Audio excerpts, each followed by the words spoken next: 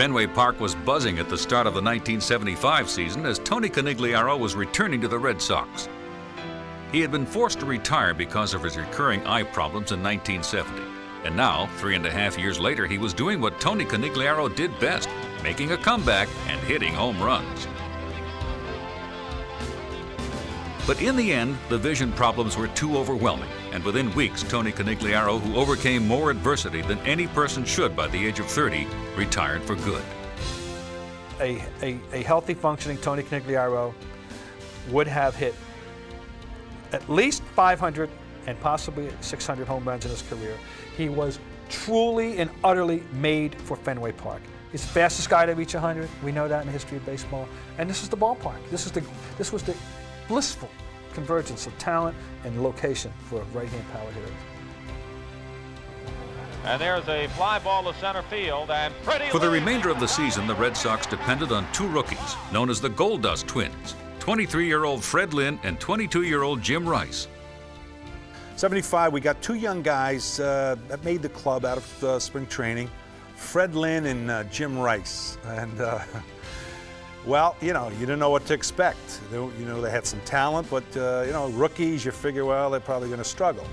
Well, it was incredible from day one. On a June night in Detroit, Lynn sent out word that this was going to be one magical year. At Tiger Stadium, and Fred Lynn hits his second home run in as many innings, a 3-run homer, and the Red Sox lead it 7-0. 2 homers, a triple, and an infield hit. There's a long drive to right field. That's gone. 3 homers in the upper deck. Freddie Lynn, 10 runs batted in. That 3-home run, 10 RBI night was just the beginning of Fred Lynn's golden touch. That season, Lynn did it all with his bat and his glove. A fly ball to left center field. Lynn giving it a good run over there, and he makes a wonderful catch. What a catch by Fred Lynn. His numbers, a .331 batting average, 21 home runs, and 105 RBIs were stunning and very unexpected.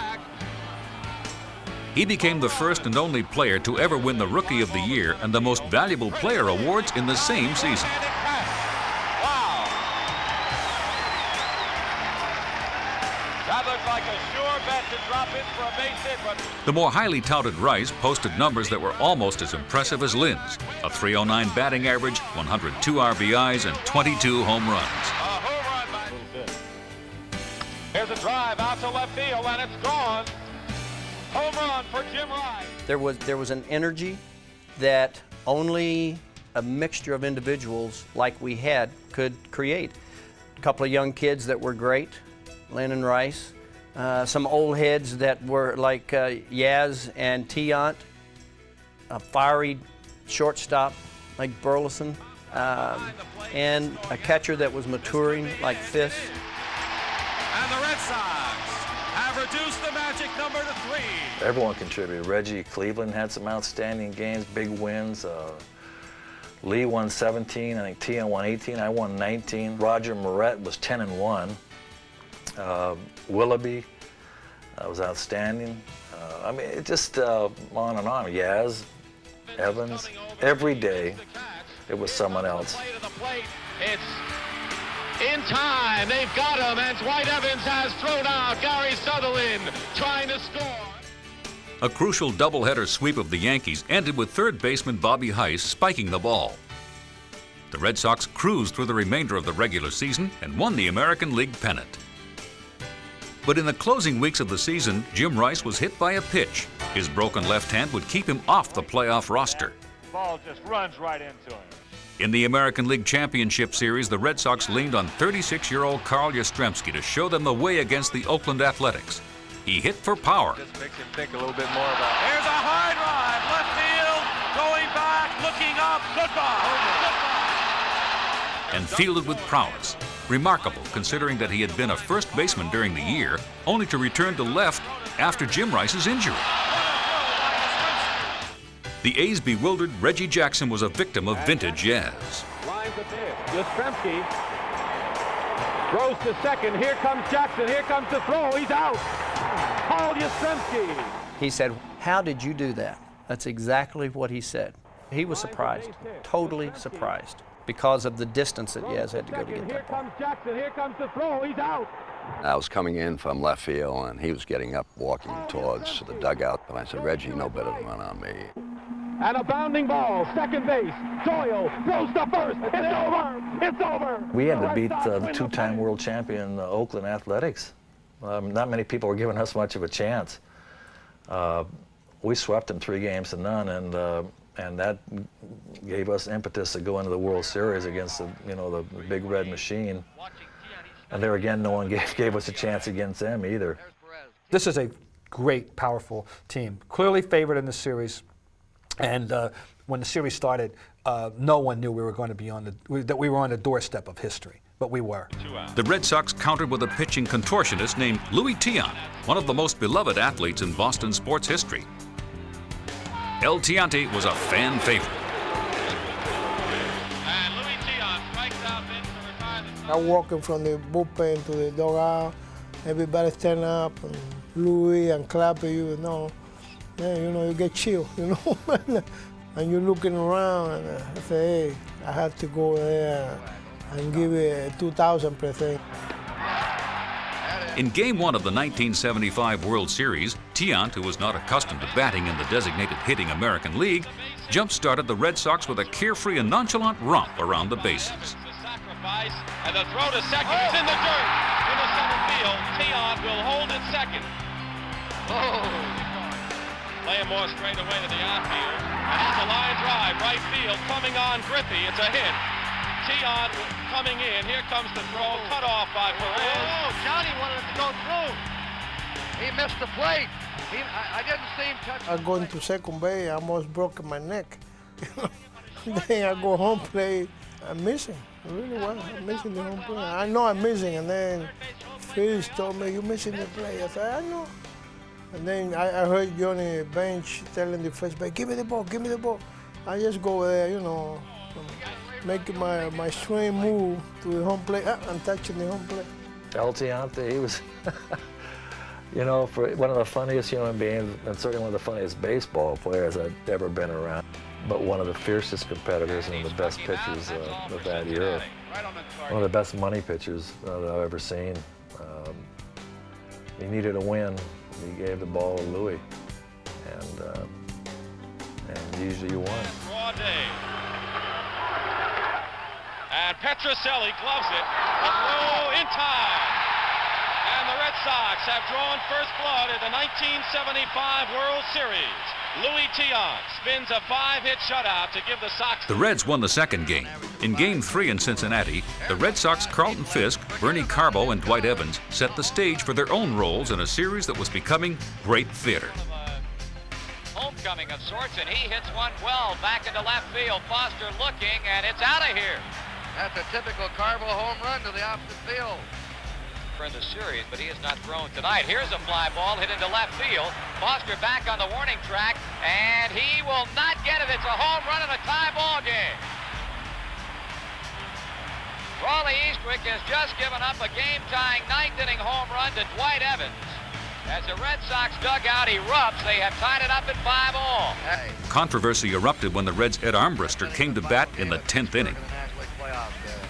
Tried the winning run. Throw to second. High. By Carlton Fisk over to third. Safe. We are going to have down at second. We're going to have an argument. They may reverse this decision. Red Sox are arguing interference at the plate. They are saying that a batter, after bunting, interfered with Carlton Fisk, the catcher, in fair territory. Fisk makes contact with him, gets the ball, is able to throw to second base, but it's a high throw, and the ball goes into center field. They come around and score, and then everybody's calling and screaming out, actually. Darryl Johnson came out, the manager, and was arguing the play and thought it was interference. You got to get out of the way. You can't obstruct the catcher from throwing. You don't win too many of these arguments, and we didn't in that one. The Reds won and were up 2-1. Johnson right now. It just doesn't happen. This man Louis Tiant came to the rescue in Game 4. Depleted of his normal pitching arsenal, he outwitted the Reds in a complete game 163-pitch performance.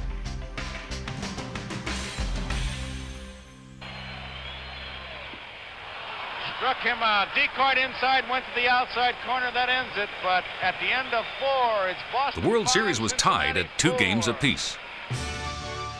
After the Reds won Game 5, it rained long and hard enough in Boston to force the postponement of the 6th game.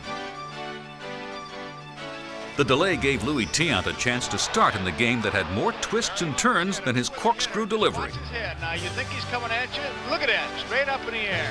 Amazing body control. There is not a more important or better World Series game than the 6th game of the 1975 World Series.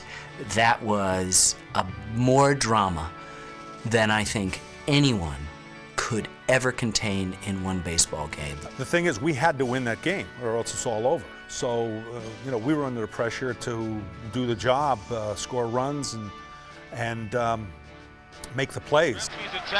Fred Lynn got the Red Sox rolling in the 1st inning. And there's a high fly ball deep to right field. Going back, Griffey, forget it. It's gone. In the 5th, the cheers for Lynn had turned into deafening silence after he crashed heavily into Fenway's then unpadded center field wall. Deep to center field. Lynn going way back, and he can't make the play. It's off the wall. And Freddie Lynn is hurt. He must have hit his head against that wall, and he is really shaken up. After what seemed an eternity, Lynn was able to pull himself up and stay in the game. Amazing effort. He's going to stay in. With the Reds ahead 6-3 and only 4 outs away from winning the World Series, pinch hitter Bernie Carpel, who had hit a home run in Game 3, came to the plate. I think Freddie Lynn was on second base. I had walked. And you're saying, all right, Bernie, come on, you know, get a hit. Let's inch up a little bit on this club. Maybe we can do something, tie it up. First swing, bad swing, terrible swing. Boy, I tell you. I mean, Bernie looked like he was, I don't know, riding on a pig, you know? I mean, he was like this and whoop. I don't know what that's like, but then the second one was just as bad. I was saying, geez, Bernie, come on, you know, wait on Eastwood. He had good stuff. And then the next pitch, it was a mistake. He got it out over the plate and bang! Deep center field, way back, we're tied up.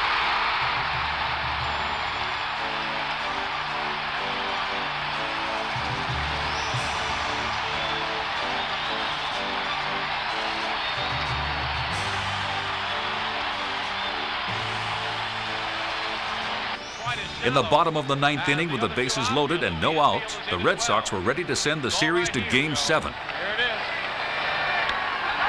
High fly ball, left field. Foster's got a shot. They're tagging up at third. Here comes the throw.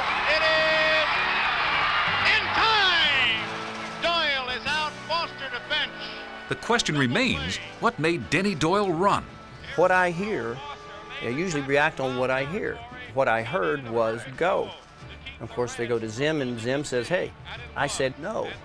And so there goes the no and the go. And when it boils down to that, Zim has to be the right one. He's the authority. He's the authority, and if he says he said it a certain way, then that's the way it was as far as I'm concerned. The Red Sox life in this World Series flashed before their eyes in the time that it took the Reds' Joe Morgan to rocket one to right field. Evans is going back near the wall, and oh, what a catch he made! What a catch by Dwight Evans, and it's a double play. I'm not sure still to this day how Dwight made that catch. And when Dwight made the play, it was like, wow, boy, there is something special about this game. There is something going on in this World Series.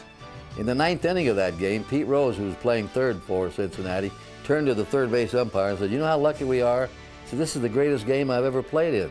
I've never seen such catches. They were, fantastic catches. Then Carbo came up and hit the pinch hit homer to tie the game. There were dramatics from the first inning on. It was a great game. Now it rolls down into the 12th inning, and Carlton Fisk came up. And then at 12:33 a.m., in the 12th inning, and with the score tied at 6, Carlton Fisk, the son of New England, strode to the plate. When I went on the on-deck circle, Fred Lynn was there with me. I said, Freddie, something good's going to happen here. So I took that thought, that good, positive feeling for the moment, up to the plate, and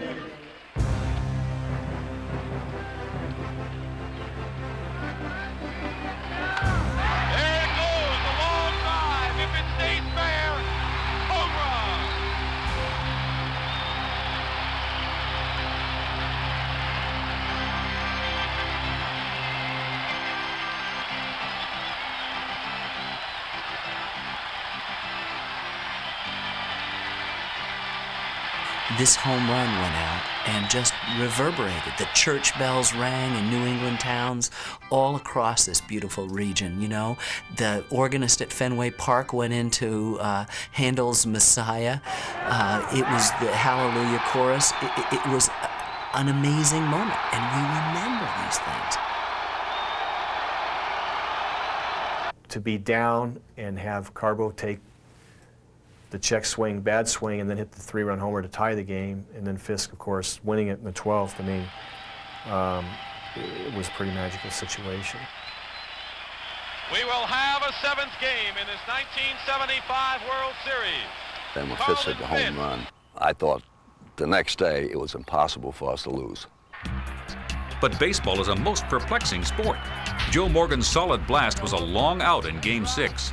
But one night later, his flailing, broken bat single in the 9th inning determined the outcome of the 1975 World Series.